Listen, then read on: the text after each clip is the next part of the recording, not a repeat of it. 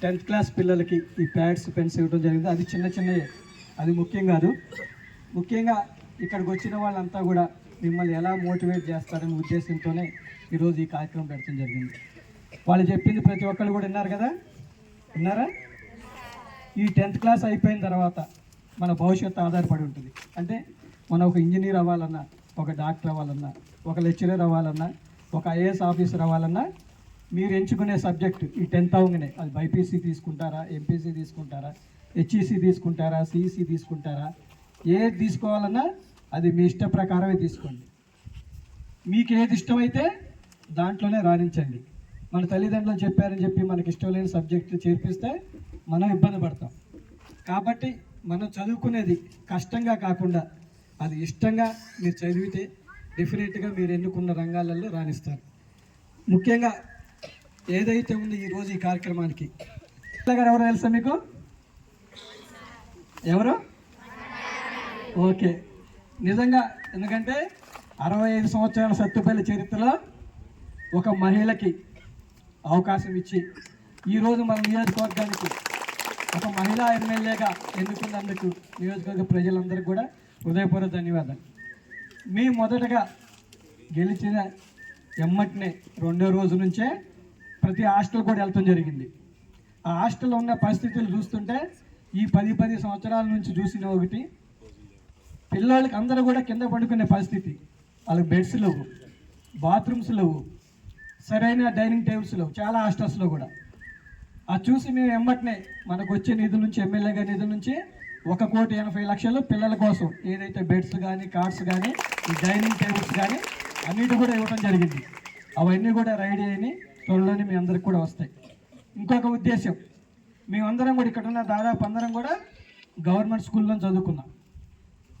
10th వరకు government, intermediate government, అయిన తర్వాత ఎంబీబీఎస్ కూడా గవర్నమెంట్ కాలేజీలోనే. గవర్నమెంట్ కాలేజీలో చదివితే ఈరోజు మనం గర్వపడాలి. ప్రతి ఒక్కళ్ళు కూడా గర్వంగా చెప్పుకోవాలి.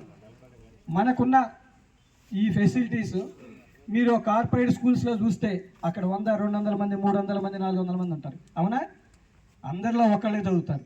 ఇక్కడ ప్రతి ఒక్కళ్ళు కూడా వాళ్ళకు వాళ్ళు చదువుకుంటా ఇక్కడ ఉన్న మీకు లెక్చర్స్ కానీ, టీచర్స్ కానీ ఎంతో అనుభవజ్ఞులు.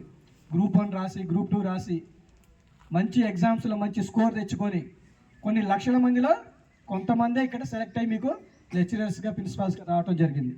అంటే మీకు కార్పొరేట్ స్కూల్స్లో మనం చూస్తూనే ఉన్నాం, ఇంటర్మీడియట్ చెప్పిన వాళ్ళు, డిగ్రీ చదివిన వాళ్ళు, పీజీ వాళ్ళు తప్ప అక్కడ క్వాలిఫికేషన్ అనేది ఉండదనేది మనం అందరూ కూడా గ్రహించాలి. ప్రతి ఒక్కళ్ళు కూడా ఆలోచించాల్సింది మన గవర్నమెంట్ స్కూల్స్ని ఎలా డెవలప్ చేయాలి. అందుట్లో చదివితే మనకి ఏమి లాభం? ఇప్పుడు ఈ రెసిడెన్షియల్ స్కూల్ ఉంది మనకి, కార్పొరేట్కి ధీటుగా మనకి ఇక్కడ ఉంది ఫుడ్. అవునా? మన రేవంత్ రెడ్డి గారు వచ్చిన తర్వాత మీకు మెస్ ఛార్జీలు పెంచారు, అలాగే కాస్మోడిక్ ఛార్జీలు పెంచారా? ఇప్పుడు ఎలా ఉంది మీకు మెస్? బాగుందా లేదా? ఒక విధంగా మేము హాస్టల్కి వెళ్తుంటే వార్డెన్స్కి భయపడే పరిస్థితి ఉంది. ఎప్పుడు వస్తారా వాళ్ళకి తెలియదు. ఫుడ్ మంచిగా లేకపోతే ఎట్టి పరిస్థితిలో పిల్లలకి మంచి ఫుడ్ పెట్టాలి, మంచిగా చదివించాలని ఒకే లక్ష్యంతో ఈ నియోజకవర్గంలో విద్యకి ఎంత ఖర్చు చేయడానికైనా ప్రభుత్వం నుంచి మేము సిద్ధంగా ఉన్నామని చెప్పి మీకు తెలియజేస్తున్నాం. అలాగే పిల్లలకి ఎడ్యుకేషన్ సంబంధించి ఏ విషయంలో సైడ్ 100% ఎమ్మెల్యే గారు, రాఘమయ్య గారు మీకు సపోర్ట్ చేస్తారని తెలియజేస్తున్నాం. మొన్న కూడా మనం ఏదైతే ఇంటర్మీడియట్ గవర్నమెంట్ స్కూల్స్ కాలేజీ పిల్లలకి వాళ్ళకి నోట్బుక్స్ ఇవ్వరు, దాని దృష్టి ఉంచుకొని మొన్న అన్ని కాలేజెస్ ఉన్నాయో మన కాన్స్టిట్యున్సీ వైజ్గా వాళ్ళందరికి కూడా బుక్స్ ఇవ్వడం జరిగింది. ఎందుకంటే ఆల్రెడీ మనకి బుక్స్ వస్తున్నాయా? ఇంకొకటి, నెక్స్ట్ ఇయర్ మనం ఒకటే తలంపు, ఇక్కడ ఉన్న గవర్నమెంట్ స్కూల్స్ పిల్లలు ఎక్కడెక్కడ నుంచి వస్తుంటారు. ఈ రెసిడెన్షియల్ స్కూల్ కాదు, ప్రతి విలేజ్లో కూడా కొంచెం దూరం నుంచి వస్తారో ఏదైతే ఆడపిల్లలు ఉన్నారో ఎంటైర్ నియోజకవర్గంలో ప్రతి ఆడపిల్లకు కూడా ఉచితంగా సైకిల్ ఇస్తాం. ఎమ్మెల్యే